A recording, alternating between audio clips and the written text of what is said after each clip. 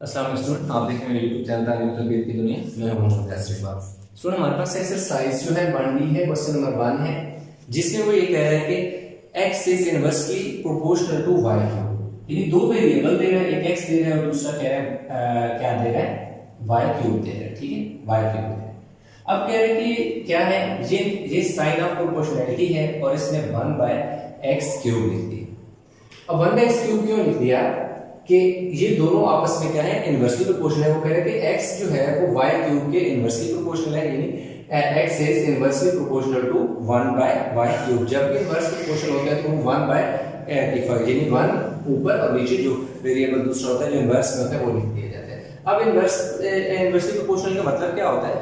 देखिए, एक वैल्यू को आप जब बढ़ाते हैं किसी भी, तो दूसरी वैल्यू कम हो जाए, या एक को कम करते हैं दूसरी बढ़ जाए, तो उसको इनवर्स प्रोपोर्शन कहते हैं।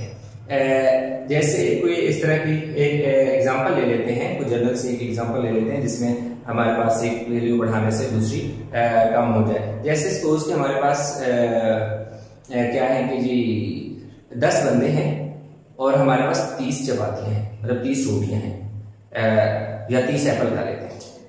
ठीक है, तो हर बंदे को कितने एप्पल मिल रहे हैं? 3 मिल रहे हैं। तो अब हम ये करते हैं कि हम 15 क्या कर लेते हैं, बंदे कर लेते हैं। बंदे बढ़ाएंगे तो अब हर बंदे को 2 एप्पल मिलेंगे, यानी कि क्वांटिटी जो एप्पल की है पर पर्सन वो कम हो गई है। क्यों? कि हमने बंदे बढ़ा दिए। तो एक चीज बढ़ाई, दूसरी चीज कम हो गई, तो इसको क्या कहते हैं? इनवर्स प्रोपोर्शन कहते हैं। इस वाले पे वो कह रहे हैं कि x is inversely proportional to 1/y cube हम लिखेंगे क्योंकि ये दोनों इनवर्सली प्रोपोर्शनल है। x को इसी तरह लिख देना है आपने, साइन ऑफ प्रोपोर्शनैलिटी का हटा के कांस्टेंट लगा देना है, इक्वल लगाना है और कांस्टेंट लगा देना है y क्यूब। ये कुछ इस शक्ल में चला जाएगा, x is equal to k बराबर k और y, k और y क्यूब, इसको भी कोई 1 कहते हैं। अब उसमें सबसे पहले क्योंकि हमारे पास इस इक्वेशन में दो हमारे पास वेरिएबल है, that is x and y, की हमने फाइंड करना होगा, इसलिए उसने हमें x की वैल्यू दे दी है और y की भी दे दी है। अब x की वैल्यू क्या दे दी है, y की क्या दे दी है, हम देख लेते हैं। x उसने हमें 50 दे दिया और y उसने हमें क्या दे दिया, 2 दे दिया। ठीक है, अब हम इसी में ये वैल्यू पुट कर देते हैं। x की जगह हमारे पास लिखेंगे क्या है, 50 है, 50 लिख दिया। आगे इक्वल का साइन है, इक्वल का साइन लगा दिया, k एज इट इज आ गया। नीचे y है, y की जगह हम 2 लिखेंगे। अब क्योंकि y के ऊपर क्यूब है तो इसकी वैल्यू के ऊपर भी क्या आ जाएगा, क्यूब आ जाएगा। 50 इज इक्वल टू के y के क्यूब का मतलब ये है कि जो 2 के क्यूब का मतलब ये है कि 2 जो है वो हमारे पास क्या है, 3 टाइम है। आप चाहें तो डायरेक्ट भी 8 लिख सकते हैं, लेकिन मैंने पूरा स्टेप कंप्लीट किया, 8 आ जाएगा। अब ये हमें क्या चाहिए, तो हमें हमारे पास में जो 8 है ये फालतू है, तो 8 के नीचे डिवाइड हो रहा है तो उसने आके मल्टीप्लाई हो जा रहा है। तो 50 multiply by 8 is equal to k, तो k हमारे पास कितना आ जाएगा, k इज इक्वल टू 400 आ जाएगा। k हमारे पास देखें जी 400 आ गया। अब जो आगे जो कहते हैं find the value of x, number 1 कह रहे हैं कि x की वैल्यू क्या करें, फाइंड करें। y हमारे पास क्या है, 4 है, y हमारे पास क्या है, 4 है। अब हमने क्या करना है कि इसी को इसमें इक्वेशन में हमने यहाँ क्या करना है, पुट करना है कि हमारे पास कितना है जी, 400 है, ये भी हम लिख लेते हैं। अब हम इस इक्वेशन को 1 कहा हुआ है तो हम लिखेंगे फ्रॉम 1, यानी पहली इक्वेशन से x हमें फाइंड करना है। ये देखिए यहाँ पे x है, x एज इट इज आ जाएगा। आगे इक्वल का साइन है, इक्वल का साइन लगा देना है, k की जगह आपने क्या लगा देना है, 400, क्योंकि हमारे पास k जो है वो 400 है, इनटू 1 और y क्यूब है, y क्यूब की जगह हमने क्या लिख देना है, 4 का क्यूब लिख देना है। ठीक है भाई, तो x is equal to 400 is equal to 1 over, ये हमारे पास कितना आ जाएगा, 4 इंटू 4 इंटू 4। ठीक हो गया। अब हमारे पास ये है कि 4 का टेबल 100 टाइम जाता है, देखें ये कट गया, तो x is equal to 100 1 sir क्या हो जाएगा जी 100 और नीचे 4 4 सर 16। अब हम क्या करते हैं कि इनको डिवाइड कर देते हैं।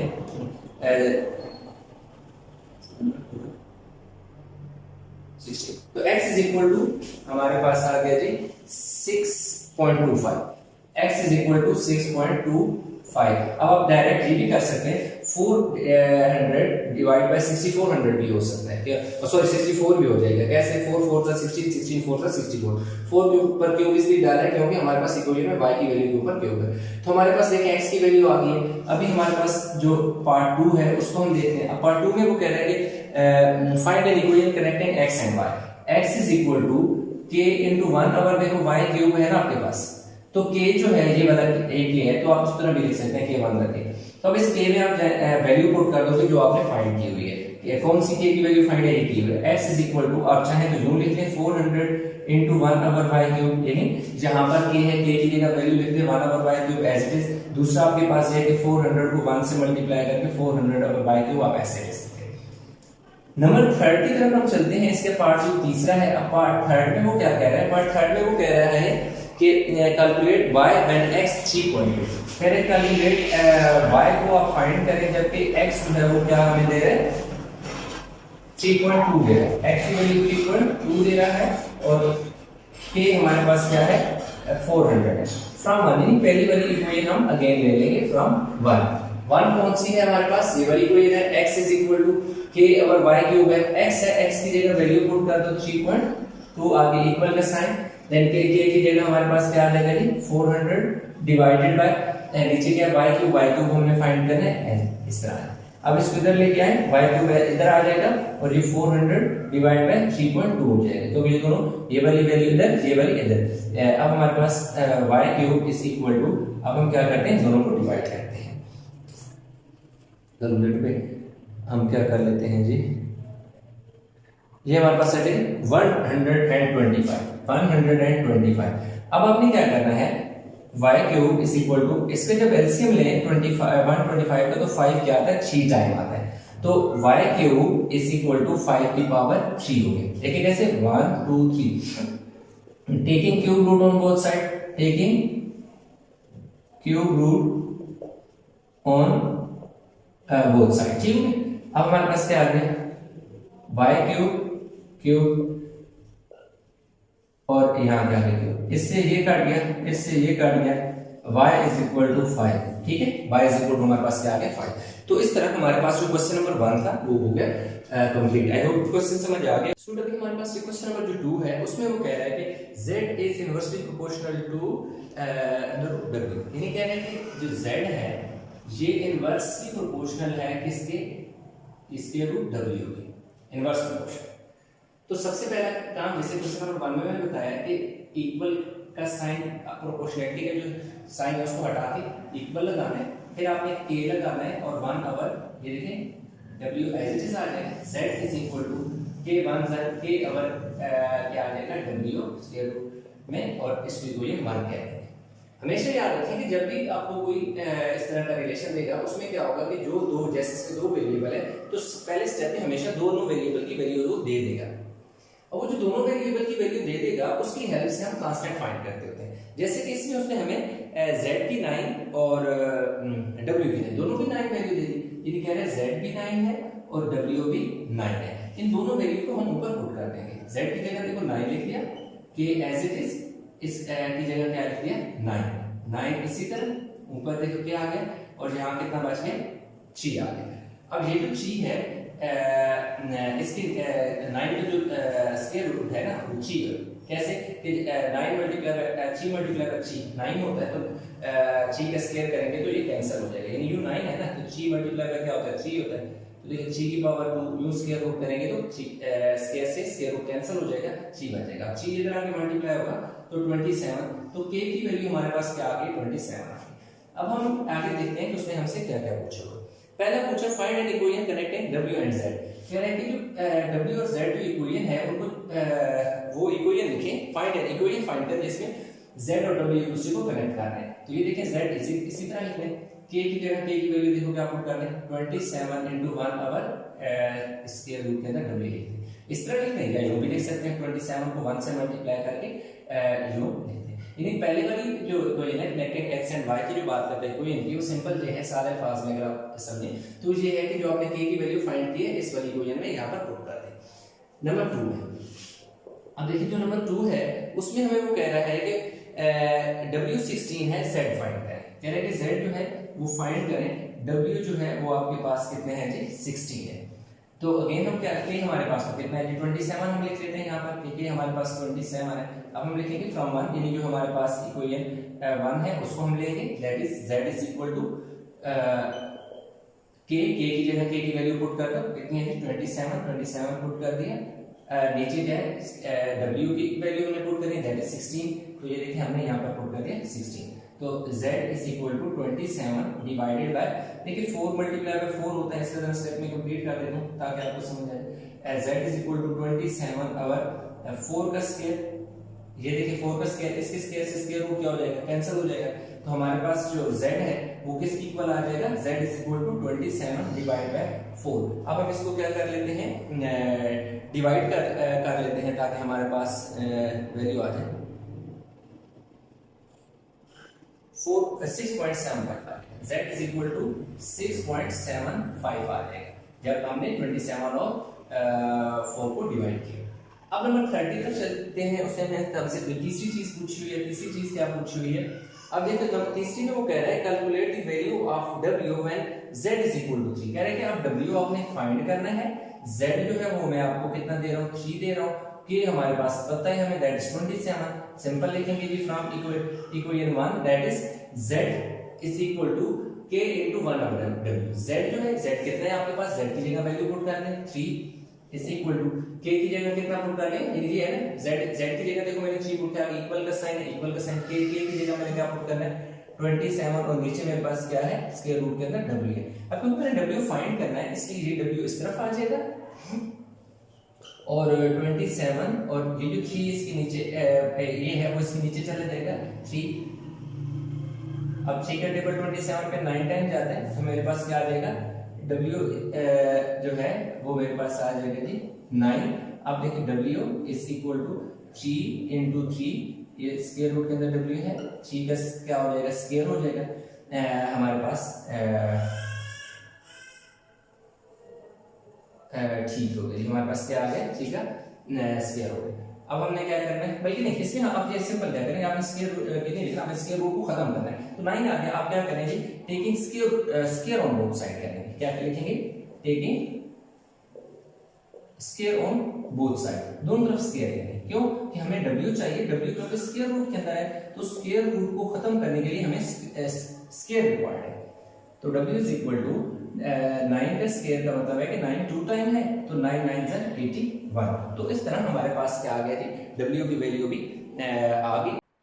स्टूडेंट हमारे पास जो क्वेश्चन नंबर 3 है, क्वेश्चन नंबर 3 में कह रहा है for each of the following equation state the two variables for which are inversely proportional to each other and explain your answer। कि भाई इनमें बताएं जो इक्वेशन दे रहा हूँ, जैसे मैंने इक्वेशन 1 लिख ली है, ए लिख लिया है, क्वेश्चन नंबर 3 के पार्ट ए लिख लिया है, कह रहा है कि बताएं इनमें जो दो वेरिएबल हैं वो कौन से इनवर्सली प्रोपोर्शनल है, और दूसरी वो ये बात करता है कि आपने रीज़न भी देनी है, आंसर को एक्सप्लेन भी करना है। तो आप बहुत आसान सा काम है, कोई इतना मुश्किल काम नहीं है। आपने सिंपल क्या किया, जो ये भी एक वेरिएबल है, ये भी एक वेरिएबल है, आपने वेरिएबल को एक तरफ कर लेना है, जैसा कि मैंने यहाँ पर किया कि ये 3 के नीचे डिवाइड हो रहा था, इधर आके मल्टीप्लाई हो गया। जब मल्टीप्लाई हुआ वेरिएबल एक तरफ हो गया तो जो दूसरी तरफ तो कांस्टेंट नंबर बच गया। इज अ कांस्टेंट, के से मुराद कांस्टेंट मैंने लिख दिया, ऊपर के लिखें या ना लिखें इससे सिर्फ आपको एक्सप्लेन करने के लिए, इज अ कांस्टेंट। अगर कोई इस तरफ नंबर डिवाइड हो रहा है उस तरफ जाके मल्टीप्लाई, यानी वेरिएबल एक तरफ हो और कांस्टेंट आ जाए, तो इसका मतलब ये हुआ कि जो इस तरफ नंबर है ना, जो भी वेरिएबल, ये वाला जो वेरिएबल होगा ना, वो इस तरफ जो डिवाइड हो रहा है ना उस वेरिएबल के इनवर्स प्रोपोर्शन होगा, इनवर्सली प्रोपोर्शनल होगा।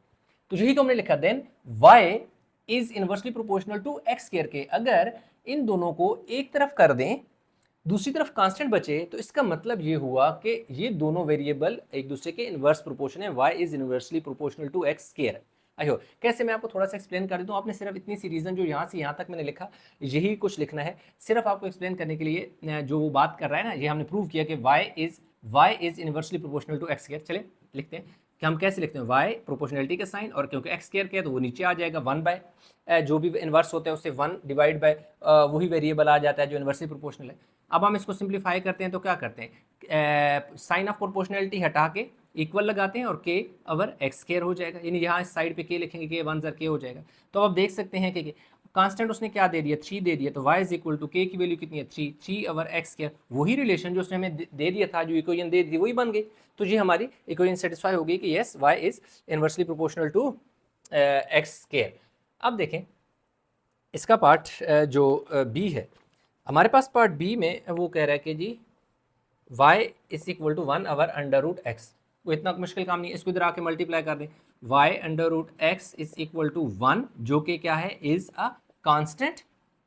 अगर कांस्टेंट है तो फिर क्या होगा, देन y, ये वाला y is inversely proportional, TIONAL, proportional किसके, टू, नीचे वाले इस वाले के अंडर रूट एक्स के। अगर इन दोनों को एक साथ करने से कांस्टेंट आ जाए तो this one is inversely proportional to this one, y is inversely proportional to x। बस इतना सा लिख देना है पार्ट बी। नेक्स्ट हमारे पास पार्ट सी है। पार्ट सी में कह रहा है जी y square is equal to 5 over x cube है, ठीक है। अब ये इधर आके मल्टीप्लाई हो जाएगा, x cube y square is equal to 5, 5 क्या है, इज अ कांस्टेंट, एक कांस्टेंट है, कांस्टेंट। अगर कांस्टेंट है देन वाई स्केयर, ये वाला वाई स्केयर क्या है, इज इनवर्सली है, इनवर्सली, थोड़ा सा सेप आगे करके लिख लेते हैं, inversely proportional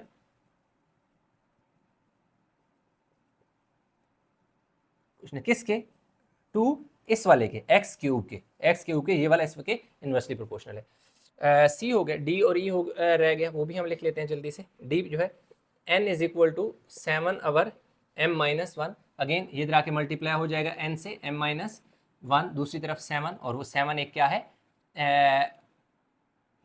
is constant. Then ये वाला जो है n किसके, इज इनवर्सली प्रोपोर्शनल,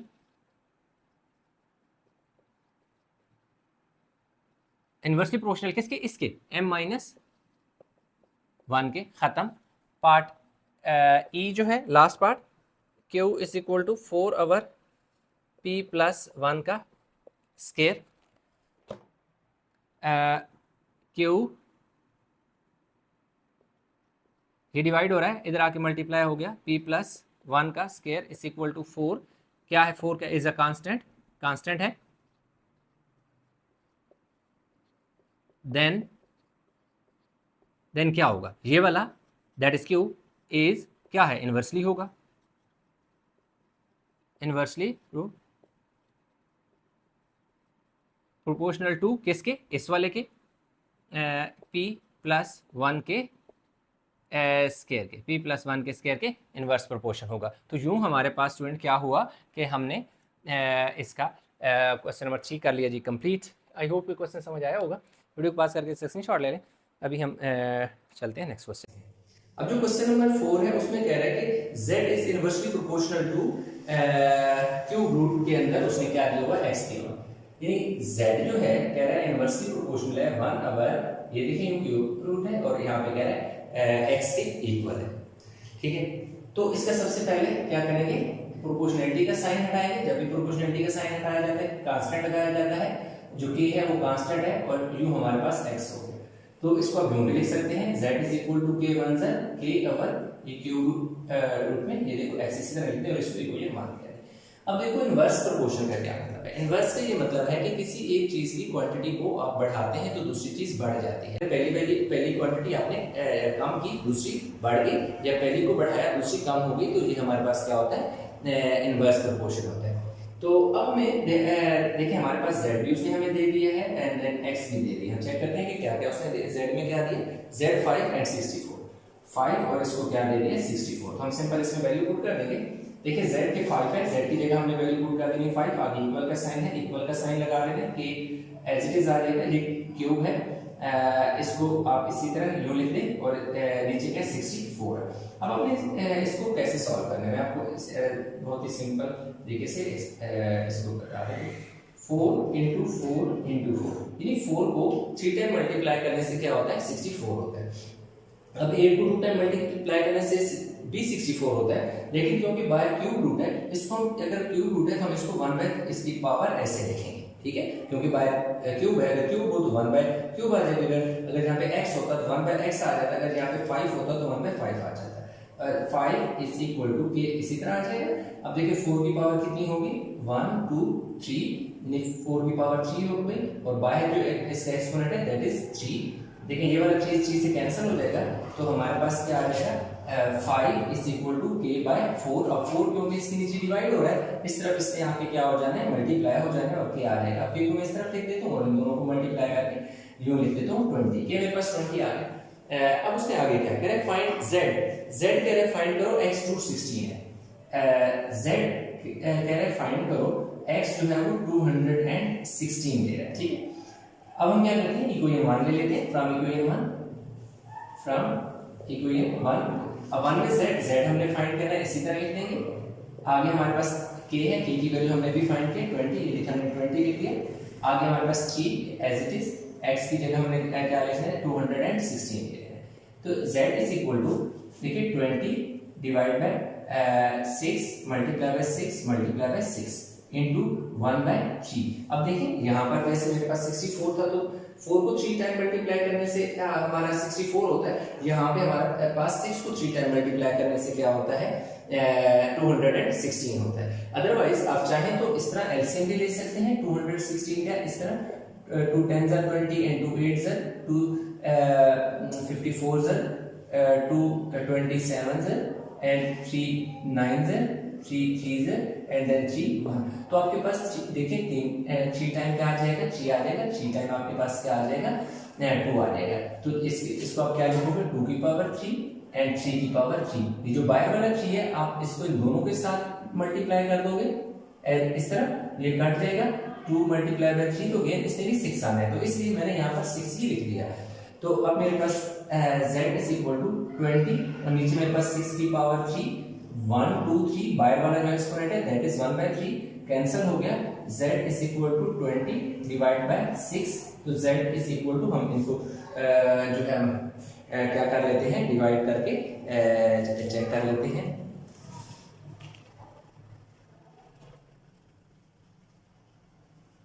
अच्छा, इसको पॉइंट पे भी आप लिख सकते हैं, 3 पॉइंट्स इस तरह आ रहा है, लेकिन हम ऐसा इस तरह भी लिख सकते हैं। देखिए 20 डिवाइड बाय 6 6 3 are 18, पीछे क्या आ जाएगा 2 बचेगा, तो आप जो भी लिख सकते हैं 3 2 बाय देखिए हमारे पास क्या आ जाएगा 6 आ जाएगा। अब इसको मजीद सिंपलीफाई ऐसे कर सकते हैं कि ये वाला 2 1s है और ये 2 3s है, तो z इज इक्वल टू 3 1/3 आप लिख दोगे एंड ये आपके पास आंसर आ जाएगा, ठीक है। तो ये क्वेश्चन 4 जो है वो हमने कंप्लीट कर लिया है। अभी हम चलते हैं क्वेश्चन नंबर 5 की तरफ। इसका बेशक वीडियो को पास करके इसका स्क्रीनशॉट ले ताकि हम अगला क्वेश्चन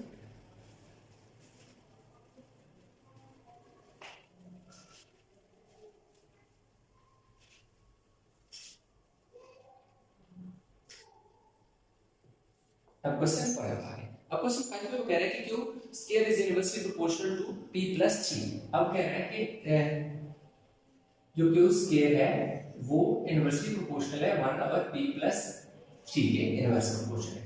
तो देखिए क्यू स्केयर इसी तरह लिख लें, आगे साइन ऑफ प्रोपोर्शनलिटी को हटा दिया, कांस्टेंट लगा दिया कि इनटू 1/p + 3 आ गया। इसको मजीद थोड़ा सा सिंपलीफाई कर लेते हैं, k1 से k हो जाएगा और p + 3 आ जाएगा। अब इसको हम इक्वली 1 कह दूंगा। अब मेरे पास उसने यहाँ पर q भी गिवन दिया होगा एंड देन p भी गिवन दिया होगा। अब हमारे पास q क्या उसने हमें दे दिया 5 और 2, q 5 है और p हमारे पास क्या है 2 है। हम इन वैल्यू को इसमें पुट कर देते हैं, q की जगह 5 है 5 लेकर, क्योंकि q के ऊपर स्क्वायर है तो q की वैल्यू के ऊपर स्क्वायर आ जाएगा। इसी तरह p है, p की जगह मैंने 2 पुट करना है प्लस 3 इसी तरह आ जाएगा। 5 की पावर 2 का मतलब है कि 5 कितनी दफा आया 2 टाइम है, इज इक्वल टू के 2 + 3 क्या हो जाएगा 5 हो जाएगा।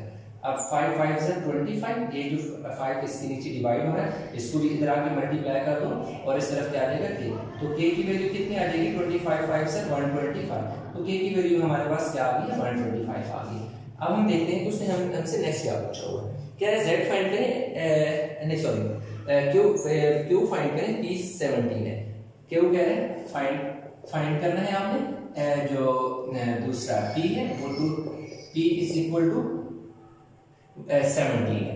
तो अगेन हम लिखेंगे फ्रॉम 1 इक्वेशन नंबर 1 को हम लेने लगे, q स्क्वायर है, q हमने फाइंड करना है, q square as it is आ जाएगा, आगे इक्वल का साइन k की जगह हमने भी फाइंड किया दैट इज 125। नीचे हमारे पास देखो p की जगह उसने कितना दे दिया 17, फिर प्लस p की जगह हम क्या पुट कर देंगे 3, तो q square is equal to 125 और कितना हमारे पास आ जाएगा 20 आ जाएगा। ठीक है जी 20 आ जाएगा। अब हम इसको क्या करते हैं कि कटिंग करते हैं। कटिंग हमारे पास 5 के टेबल से 5 4 ज़र 20 और 5 2 ज़र और 5 5 ज़र, क्यों स्क्वायर हमारे पास कितना आ गया 25/4 आ गया। ठीक है, अब आप इसका दोनों तरफ स्क्वायर रूट ले लें, इधर भी स्क्वायर रूट इधर भी square root, cancel, q is equal to जो 25 है ये 5 का इसका स्क्वायर रूट जो है 5 आ जाएगा और इसका जब लेंगे तो हमारे पास क्या आ जाएगा 2 आ जाएगा।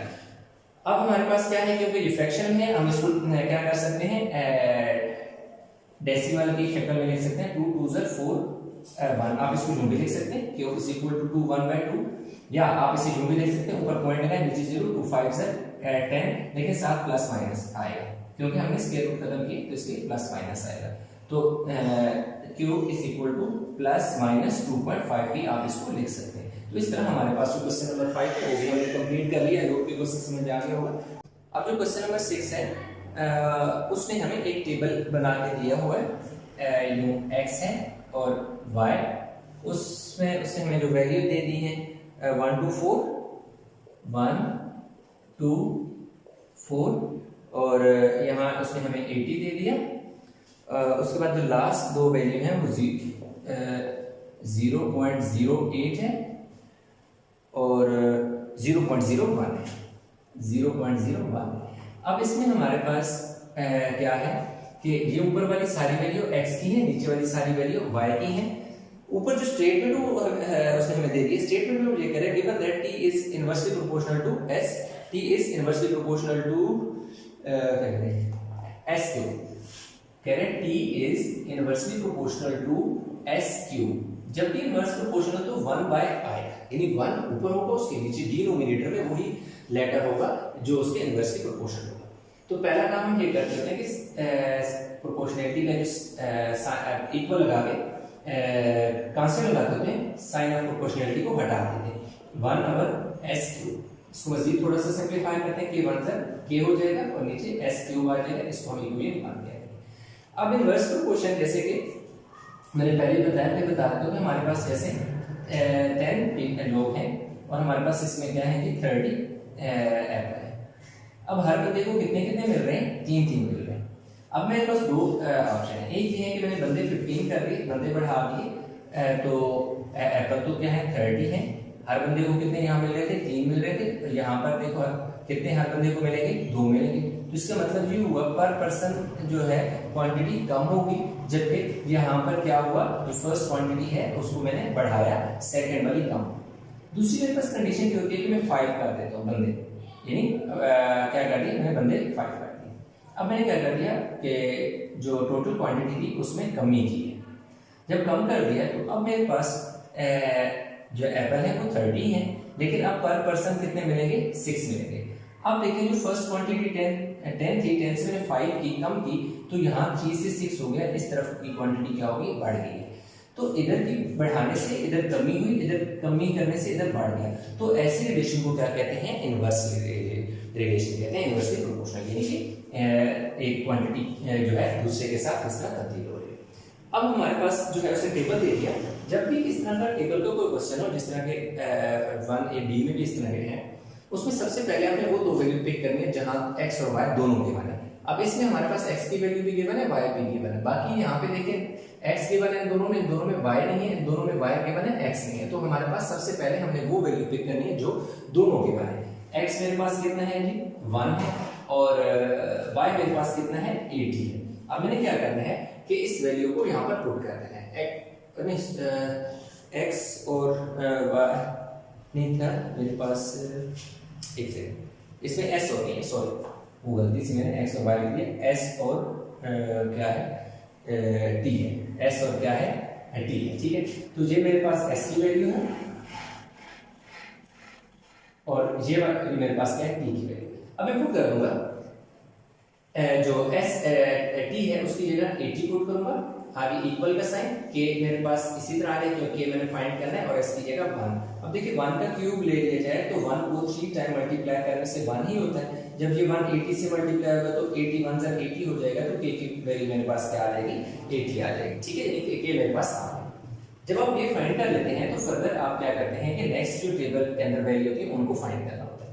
अब मेरे पास s जो है वो मेरे पास कितना है जी, ये देखिए s मेरे पास 2 है, t मैंने क्या करना है फाइंड करना है, k मेरे पास कितना है जी 80 फ्रॉम, यानी पहले वाली इक्वेशन को मैंने ले लेना है। पहले वाली इक्वेशन क्या है, t है, t मैंने फाइंड करना है तो मैं इसी तरह लिख दूंगा, आगे इक्वल का साइन है, इक्वल का साइन लगा दूंगा, k मेरे पास 80 है, 80 पुट कर दिया, नीचे मेरे पास क्या है जी s की जगह मैं क्या लिख दूंगा 2, और 2 के ऊपर क्यूब है तो क्यूब डाल, t is equal to 80 divide by 8 आ जाएगा। अब आप 8 कैसे आए, अब क्योंकि 2 की पावर 3 है, 2 को 3 टाइम मल्टीप्लाई करने से 8 होता है, 2 2 4 4 2 8, तो 8 10 80, तो t की वैल्यू मेरे पास कितनी आ गई है 10, मैं यहां पर लिख देता हूं 10। अब मैंने क्या करना है ये वाली वैल्यू ऊपर s इज इक्वल टू मेरे पास 4 है, t का बॉक्स खाली है, t मैंने फाइंड करना है, k मेरे पास कितना है जी 80 है फ्रॉम 1, अगेन मैं कोई नंबर 1 को लूंगा, t मैंने फाइंड करना है, ये t मैंने फाइंड करना है, t इसी तरह आगे इक्वल का साइन, k की जगह मैं क्या पुट कर दूंगा 80, नीचे मेरे पास क्या है s की जगह मैं क्या पुट कर दूंगा 4, और 4 के ऊपर मेरे पास क्या आ जाएगा क्यूब आ जाएगा, तो t इज इक्वल टू 80, अब 4 का क्यूब का मतलब है कि 4 जो है वो 3 टाइम है, 4 को 3 टाइम से मल्टीप्लाई करो तो क्या होता है 64 होता है। अब मैं क्या करता हूं कि 64 को डिवाइड करता हूं किससे, 80 डिवाइड बाय 64, तो मेरे पास आ जाएगा जी 1.25, अब मैं यहां लिख दूंगा 1.25, ठीक हो गया। अब नेक्स्ट मेरे पास देखिए क्या है, s का बॉक्स खाली है, s मैंने क्या करना है फाइंड करना है, t मेरे पास कितने हैं 0.08 है, k मेरे पास कितना है जी 80 है फ्रॉम 1, यानी पहले वाली इक्वेशन को मैं ले लूंगा, वो मेरे पास क्या है t मेरे पास कितना है 0.08 है, तो t की जगह 0.08, आगे देखिए मेरे पास क्या इक्वल का साइन है, मैं इक्वल का साइन लगा दूंगा, ऊपर मेरे पास देखिए यहाँ कितना है k है, k की जगह मैं 80 लिख दूंगा, और नीचे मेरे पास क्या है s क्यूब है, s क्यूब को मैंने फाइंड करना है, तो s क्यूब इस तरफ आ जाए। अब s क्यूब को मैं इस तरफ ले आता हूँ, इधर क्या आ जाएगा मेरे पास 80 और इधर क्या आ जाएगा 0.08। अब मैंने सिंपल क्या करना है, जो मेरे पास s क्यूब है, इसको मैं क्या करता हूँ जी डिवाइड करता हूँ, ये मेरे पास कितना आ जाएगा 1000 आ जाएगा, कितना आ जाएगा 1000 है। अब s cube is equal to 1000, 10 into 10 into 10, यानी 10 को 3 टाइम मल्टीप्लाई करने से क्या होता है 1000 होता है, इसलिए मैं इसे इस तरफ लिख दूंगा, क्यों, क्योंकि यहाँ मेरे पास 3 है ना, तो 10 की पावर भी क्या आ जाएगी 3 आ जाएगी, जब 3 आ जाएगा तो मैं क्या करूंगा taking cube root on both side, यानी s की पावर 3 है, इधर भी क्यूब रूट ले लूंगा, और 10 की पावर 3 है तो इधर भी क्यूब रूट ले लूंगा, इधर इससे कैंसिल, ये इससे कैंसिल, तो s की वैल्यू मेरे पास क्या आ जाएगी 10 आ जाएगी, यहाँ मैं क्या लिख दूंगा 10 लिख दूंगा। नेक्स्ट मेरे पास क्या है 0.01, अब मेरे पास जो t है 0.01 है, और s मैंने फाइंड करना है, k मेरे पास क्या है 80। अब देखें फ्रॉम 1, यही वाली को ले लूंगा, t की जगह मैं क्या पुट करूंगा 0.01 इज इक्वल टू k की, देखें क्या है k की जगह मैं क्या पुट कर दूंगा 80, और नीचे मेरे पास क्या है s क्यूब मैं इसी तरह लिख दूंगा क्योंकि मैंने s क्यूब फाइंड करना है। अच्छा यहाँ पर एक और चीज मैं आपको बताता हूँ, इसका मैं पॉइंट खत्म करने लगा, थोड़ा सा इसी आपको सिंप्लीफाई करें, ये देखो पॉइंट के जगह 1 लगूंगा कि 2 नंबर है तो क्या आ जाएंगे 2 0 आ जाएंगे, तो इसका मतलब है कि 1 over 100 मेरे पास आ गया, और is equal to 80 by s cube. अब s क्यूब इस तरफ, तो s क्यूब जब 1 से मल्टीप्लाई होगा तो क्या हो जाएगा s क्यूब हो जाएगा, और ये मेरे पास मल्टीप्लाई होगा तो 80 मल्टीप्लाई बाय 100, ठीक है, तो ये मेरे पास कुछ इस तरफ हो गया s cube is equal to 8 1 2 3 0 हो जाएगा 8000 हो जाएगा। अब जब 8000 हो जाएगा तो अब मेरे पास इसका मैं दोनों तरफ क्या करूंगा क्यूब लूंगा, जब s cube is equal to देखिए 20 अब इनको 3 दफा 20 को 3 दफा मल्टीप्लाई करने से मेरे पास क्या होता है 8000 है, कैसे 2 2 4 4। अब देखो आपके जेहन में एक होगा कि मुझे कैसे पता चला कि 20 क्योंकि जो 8 होता है 8, जैसे कि पहले भी मैंने क्वेश्चन कराया 8, तो 2 की पावर 3 लिखा था, 2 की पावर 3 जो कि किसकी इक्वल होता है 8 की इक्वल, यानी 2 मल्टीप्लाई बाय 2 मल्टीप्लाई बाय 2 तो क्या होता है 8 होता है। तो 8 तो मेरे पास बन जाएगा, 2 कितने हैं 3 है, तो इस 8 के साथ 3 जीरो भी है, तो इसलिए हर 2 के साथ मैंने 0 0 लगा दिया, तो ऐसे मुझे पता चल गया कि ये 20 आएगा। अब यहाँ क्या हो गया एस क्यूब और इधर क्या आ गया 20 का क्यूब। अब मैंने क्या करना है, जो एस क्यूब है इस तरफ भी क्यूब रूट ले लेना है और 20 पर भी क्या लेना है क्यूब रूट ले लेना है। क्यूब से क्यूब रूट, क्यूब से cube cancel, s is equal to 20, तो यहाँ मैं क्या पुट कर दूंगा 20। तो इस तरह मेरे पास क्या हो जाएगा टेबल कंप्लीट हो जाएगा। अच्छा, इसमें एक और क्वेश्चन था जिसमें इस ये 1000 किस तरह आया, इसको भी आप सिंपलीफाई कर सकते हैं। जरा वीडियो को पेशेंट पास करके इसका स्क्रीनशॉट लेंगे। चलिए मैं यहाँ पे थोड़ी सी जगह इधर ही मैं आपको एक्सप्लेन कर रहा हूँ। अब मेरे पास जैसे ये था ना 0.08 is equal to 80 over s cube, तो अब देखो ऐसे होगा कि इसका मैं पॉइंट खत्म करूंगा, पॉइंट की जगह 1 आगे 2 जीरो है, तो 8 आवर क्या आ गया मेरे पास 180 आवर एस क्यूब। अब क्या होगा, ये एस क्यूब इस तरफ को आ जाएगा, तो ये उधर चला जाएगा, एस क्यूब इधर आ जाएगा। जब ये वाला उधर जाएगा ना तो ये उलट जाएगा, यानी 100 ऊपर चला जाएगा और 8 क्या आ जाएगा नीचे आएगा, क्योंकि इसने इधर जब जाना तो ये फ्लिप हो जाएगा। अब 8 10 80, तो s cube is equal to ये देखिए 10 इंटू 100, तो एस क्यूब हमारे पास कितना आ गया 1000। ये इस तरह 1000 और उसको बाद इस तरह हमने सॉल्व किया। अगर कैलकुलेटर नहीं है तो आप इस तरह भी आप इसको सॉल्व कर सकते हैं। तो आई होप ये क्वेश्चन आपको समझ आ गया होगा। क्वेश्चन नंबर 6, इस क्वेश्चन में किसी किस्म की कंफ्यूजन है नीचे कमेंट में जरूर बताइएगा। सुन, हमारे पास जो क्वेश्चन नंबर 7 है, क्वेश्चन नंबर 7 में कह रहा है कि the force of repulsion f newtons between two particle is inversely proportional to the square of the distance dm between the particles. यानी यहाँ पर वो दो चीज़ों की बात करता है, एक फोर्स की बात करता है, कह रहा है जो फोर्स है ना वो क्या है इन्वर्सली प्रोपोर्शनल है किसके dm स्क्वायर के, यानी क्या है dm जो डिस्टेंस है उनके दरमियान उसके इन्वर्सली प्रोपोर्शनल है। ठीक है, तो रिलेशन ऐसे बनेगा कि f is inversely proportional between the distance of particles that is d square के इन्वर्सली प्रोपोर्शनल है। तो df is equal to d, हम क्या कर देंगे f is equal to k over d square m। अच्छा, इसमें एक और स्टेप मैं कंप्लीट कर लेता हूँ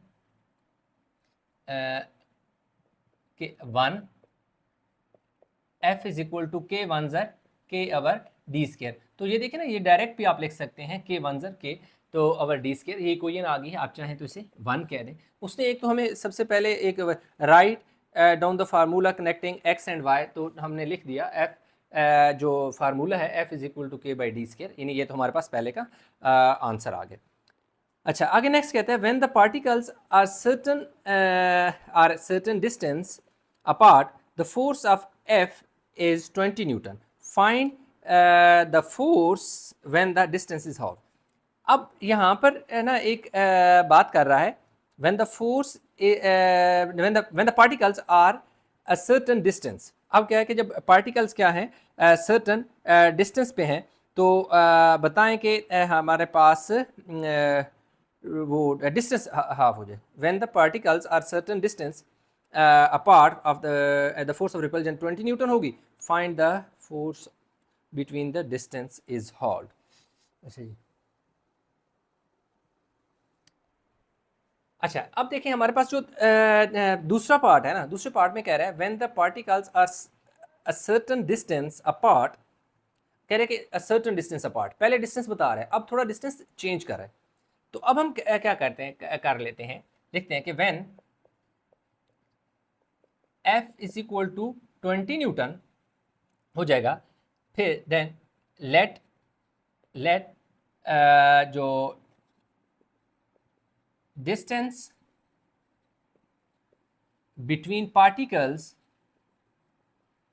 इज इक्वल टू क्या हो जाएगा x हो जाएगा, xm हो जाएगा। ठीक है, कि अगर उसका जो डिस्टेंस है वो हमारे पास x हो गया। ठीक है जी, dx। तो अब हमारे पास, अब यहाँ पे बड़ी गौर से समझने वाली बात है, अब उसने खुद कहा है ना कि भाई सर्टन डिस्टेंस की बात करता है। जब फोर्स हमारे पास कितनी हो जाएगी, 20 हो जाएगी, तो जो पार्टिकल्स हैं उनके दरमियान जो डिस्टेंस है सर्टन डिस्टेंस, मतलब कोई भी डिस्टेंस की बात कर रहा है जिसको हमने क्या कह दिया कि जो सर्टन डिस्टेंस है ना वो एक्स है, let the distance between particles be x. ठीक हो गई।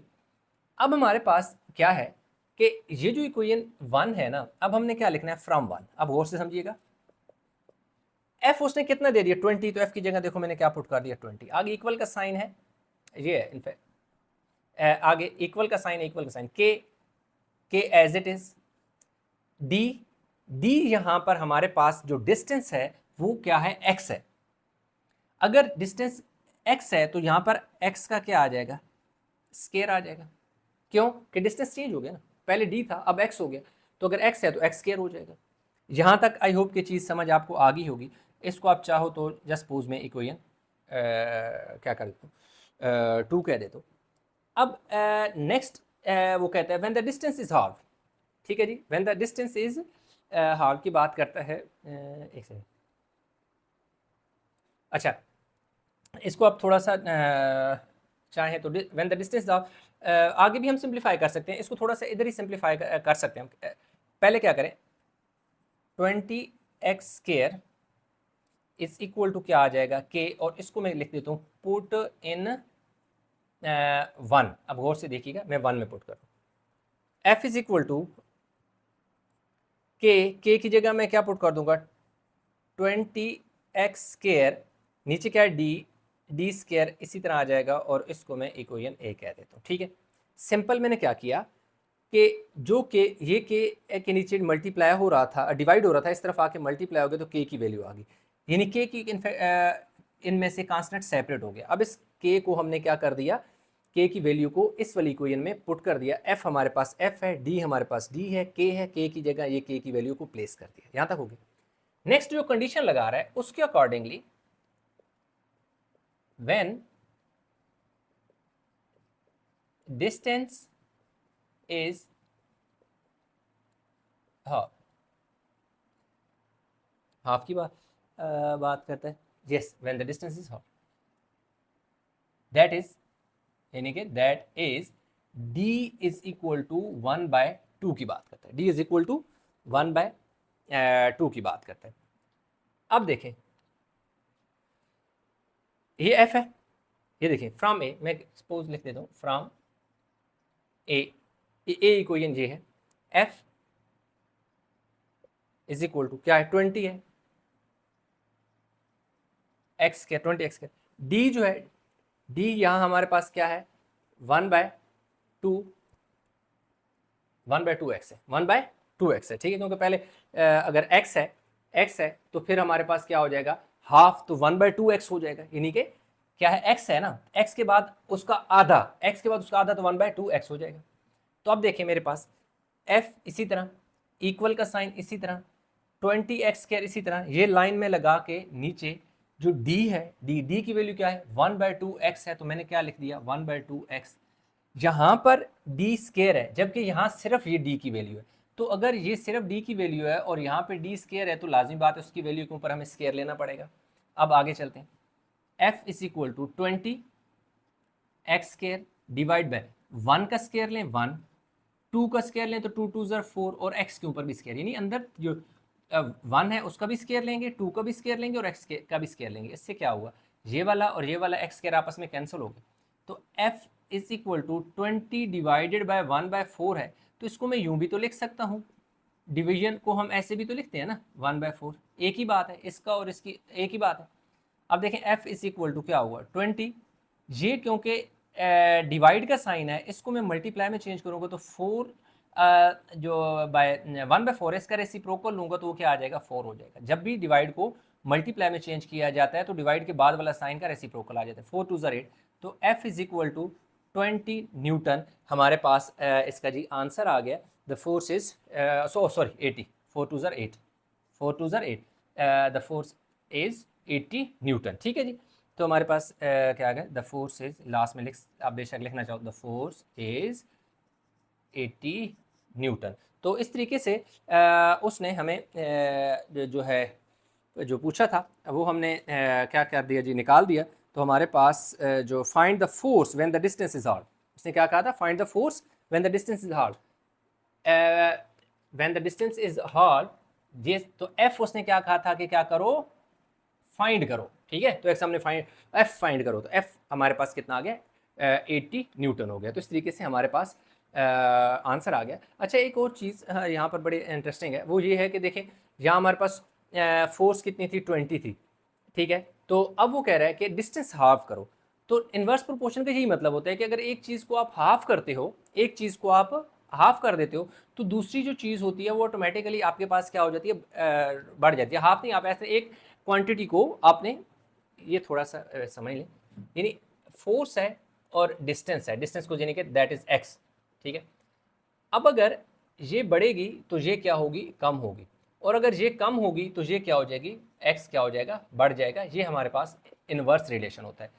पहले फोर्स थी, देखिए 20 न्यूटन थी, ठीक है, और डिस्टेंस क्या था, डी था। अब वो कह रहा है कि इस डिस्टेंस को अगर हाफ कर दिया जाए, यानी क्या कर दिया, आधा कर दिया जाए, तो इसका मतलब ये हुआ कि ये डिस्टेंस क्या हुआ, डिस्टेंस कम हुआ। जब डिस्टेंस कम हुआ तो डेफिनेटली जो फोर्स होगी वो इंक्रीज होगी, तो लाजमी बात है फोर्स हमारे पास कितनी आ गई है, 80 आ गई है। तो इनवर्स प्रोपोर्शन का तो यही तो रिलेशन होता है कि एक चीज़ कम करोगे दूसरी चीज़ बढ़ जाएगी। तो इस तरीके से हमारे पास जो क्वेश्चन है जी 7 कंप्लीट हो गया। इसमें क्वेश्चन नंबर 8 जो है वो हम सॉल्व करेंगे। क्वेश्चन नंबर 8 में वो कह रहा है कि हमारे पास 3 कोण है ए बी सी, 3 कोण है, इनमें वो 2 चीज़ों का जिक्र करता है वॉल्यूम के अलावा, एक्सेप्ट वॉल्यूम। वॉल्यूम कह रहा है कि इन तीनों का जो वॉल्यूम है वो तो सेम है, यानी जितना इसमें लिक्विड आता है इतना इसमें, और इतना या जो कोन है स्क्रीन होती है जितना जितना, यानी इनका इनसाइड जो वॉल्यूम है वो सेम है।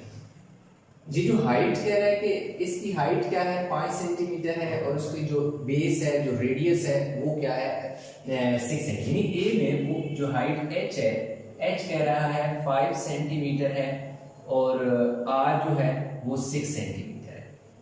कोण बी में कह रहा है कि हाइट में नहीं है, मतलब हाइट उसकी हाइट हमने फाइंड करनी होगी, आर हमारे पास रेडियस है वो 3 सेंटीमीटर है। सी की बात करते हैं तो उसने हमें एच दे दिया है 1.25 सेंटीमीटर दे दिया है, तो आर हमने क्या करना है, फाइंड करना है। बहुत सिंपल से बात है कि देखो हमेशा जो शुरू में देते हैं वो दोनों जो भी वेरिएबल होते हैं, यानी यहाँ पर हमारे पास एच और आर वेरिएबल है, तो दोनों की वैल्यू दे दिए, क्योंकि इन दोनों की हेल्प से हम क्या करेंगे, के की वैल्यू फाइंड करेंगे, कांस्टेंट की वैल्यू फाइंड करेंगे। जब कांस्टेंट की हमारे पास आ जाएगी, उस कांस्टेंट और इस आर की हेल्प से एच आ जाएगा, इसी तरह उस कांस्टेंट और एच की मदद से हमारे पास क्या आ जाएगा, आर आ जाएगा, और इधर एच आ जाएगा। अच्छा, उसके अलावा वो जो प्रोपोर्शनैलिटी की बात करता है कि ये फॉर अ फिक्स्ड वॉल्यूम, कह रहे हैं वॉल्यूम फिक्स है, the height h centimeter of a cone is inversely proportional to the square of the base radius। ये कह रहा है कि जो h है आप बेशक लिखेंगे according to given condition, कह रहे हैं कि जो हाइट h है वो इनवर्सली प्रोपोर्शनल है, किसके प्रोपोर्शनल, जो बेस रेडियस है उसके स्क्वायर के, यानी कि आपका क्या है, बेस है, उसका क्या है, रेडियस है, r है, कह रहे हैं कि जो बेस रेडियस r है उसके स्क्वायर के h जो है वो इनवर्सली प्रोपोर्शनल है। तो जब भी इनवर्स प्रोपोर्शन लिखते हैं तो हम 1/l लिखते होते हैं, यानी 1 डिवाइड बाय जो भी वेरिएबल होते हैं वो यहाँ लिखते हैं। तो वो कह रहे हैं कि height h is inversely proportional to the base to the square of the radius r, जो बेस का रेडियस है उसके स्क्वायर की वैल्यू, ऊपर इसके ऊपर स्क्वायर किया है, तो h इज इक्वल टू हमारे पास क्या आ जाएगा, प्रोपोर्शनैलिटी का साइन हटा दिया, k लगा दिया, 1/r स्क्वायर, इसको हम जो भी लिख सकते हैं, h is equal to k 1 k over r square. इसको मैं क्या कह दूंगा, इक्वेशन 1 का नाम दे देता हूं, इसको थोड़ा सा मैं हाईलाइट कर देता हूं। अब मैं क्या करता हूं कि मेरे पास व्हेन मैं लिखूंगा when h is equal to 5 centimetre, then r is equal to 6 centimetre, तो k मैंने फाइंड करा, तो मैं यहाँ पुट कर दूंगा, h की जगह देखो मैंने क्या पुट करना है, 5 सेंटीमीटर पुट कर दिया, यूनिट टू बेसिक छोड़ दें, सिर्फ इसी तरह लिख दें, 5 is equal to k इसी तरह, और देखिए r है, r की जगह देखो 6, अब इसके ऊपर स्क्वायर है तो इसकी वैल्यू के ऊपर भी क्या आ जाएगा, स्क्वायर आ जाएगा, तो 5 is equal to k over 6 की वैल्यू का स्क्वायर का मतलब है 2 टाइम्स 6 6 है 36 हो जाएगा। तो अब हमारे पास ये क्या आ जाएगा, 5 multiply by 36 is equal to k। अब k को मैं इस तरफ लिख देता हूँ, 5 6 are 30, 0 3 कैरी, 5 3 are 15 और 3 80, यानी 36 को 5 से मल्टीप्लाई करें तो हमारे पास 180 आता है। 5 6 are 30, 30 का 0 3 कैरी चला जाएगा, फिर 5 3 are 15 और ऊपर वाले 3 80, तो k की वैल्यू हमारे पास क्या आ जाएगी 180 आ जाएगी। अब हम नंबर 2 इसकी बात करते हैं कोण B की, जिसमें हमारे पास h फाइंड करना है, r 3 है, तो फिर यूं आप लिखेंगे when r is equal to 3 centimetre और h हमने फाइंड करना है और k हमारे पास कितना है 180 है। तो फ्रॉम 1 यानी इक्वेशन नंबर 1 से, इक्वेशन नंबर 1 आपके पास h है, h आपने फाइंड करना है, h वैसे लिखते हैं, आगे ये इक्वल का साइन, आगे k की जगह लिखिए जी 180, नीचे क्या है r, r आपके पास कितना है 3, देखो 3 और 3 के ऊपर स्क्वायर, तो h is equal to 180 divide by 3 का स्क्वायर, 3 3 is 9, 3 के स्क्वायर का मतलब होता है कि 3 2 टाइम है, 3 को 2 दफा मल्टीप्लाई करें 18, तो कैंसिल करेंगे 9 2 is 18, 0 ऊपर चले जाएगा, तो h की वैल्यू हमारे पास कितनी आ जाएगी 20 सेंटीमीटर। तो इस तरह हमारे पास h हमने यहाँ फाइंड करना था, तो इसे बता दिए कि अगर r 3 है तो h कितना हो जाएगा 20 सेंटीमीटर हो जाएगा। अब थोड़ा सा इसको इनवर्स प्रोपोर्शन को भी समझिए। इनवर्स प्रोपोर्शन में ये है कि एक चीज की एक वेरिएबल को आप कम करते हो तो दूसरा बढ़ जाता है। इधर देखो r वेरिएबल h और r दोनों वेरिएबल है, r की वैल्यू हमारे पास कितनी है, r की वैल्यू हमारे पास 6 है, तो यहाँ पर 6 के बजाय इस वाली कोण की उसने जो बेस है वो कम कर दी, 3 कर दी, तो एक ये वाला वेरिएबल जो है उसने कम किया, अगर r वेरिएबल कम किया तो h जो है वो बढ़ेगा, क्यों h यहाँ पर कितना था 5 था, अगर देखो हमारे पास h कितना आगे है 20 आगे, तो वेरिएबल एक को कम किया तो दूसरा बढ़ेगा। तो अब नेक्स्ट हमारे पास क्या है कि फिर हम लिखेंगे कि when h is equal to 1.25 और r जब आप फाइंड करोगे तो फिर अगेन लिखोगे फ्रॉम 1 यानी कोई नंबर 1 से, h आपके पास कितना है कि 1.25 है, 1.25 लिख दें, आगे देखिए इक्वल का साइन है, इक्वल का साइन लगा दें, k आपके पास कितना है कि 180 है और नीचे क्या है आपके पास r है, r स्क्वायर है, r स्क्वायर इसी तरह देखो r स्क्वायर आपके पास इसी तरह आ जाएगा। अब r स्क्वायर, अब r स्क्वायर को इधर ले आए 180 डिवाइड बाय 1.25 कर लें। अब देखिए हम इन दोनों को क्या कर लेते हैं, डिवाइड कर लेते हैं 144, तो ये कितना आ जाएगा r square is equal to 144। अब taking square root on both side, इधर भी स्क्वायर रूट ले लें, इधर भी स्क्वायर रूट ले लें, ये कट जाएगा, r इज इक्वल टू 12 यानी कि जो 44 है वो 12 का स्क्वायर रूट है, तो इस तरह हमारे पास 144 का स्क्वायर रूट है तो 12 आ जाता है, तो r हमारे पास इसका जो है बेस कितना आ जाएगा 12 सेंटीमीटर। अब इन दोनों में देखें इनवर्स प्रोपोर्शन आपको नजर आ रहा है कि इधर देखें वेरिएबल r जो है उसको कम किया तो आपका जो h है वो कितना आ गया 20, यानी इसको कम किया तो आपका ये वाला जो वेरिएबल था 5 से इंक्रीज होकर 20 हो गया। अब इधर उसने क्या किया कि जो h था वो कितना था 5 था, 5 से कम करके 1.25 कर दिया, तो ये वाला वेरिएबल को डिक्रीज किया, कम किया, जब इधर इसने कम किया तो ये वाला वेरिएबल क्या होगा बढ़ेगा। तो अब देखो यहाँ पर 6 की बजाय कितना आ गया 12 आ गया। तो इनवर्स प्रोपोर्शन इस तरह लिखते होते हैं, इसका यही मतलब होता है कि एक वेरिएबल को कम करते हो तो दूसरा बढ़ जाता है, या दूसरे को बढ़ाओ तो पहले वाला कम हो जाता है। तो इस तरह हमारे पास क्वेश्चन नंबर 8 है वो कंप्लीट हो गया।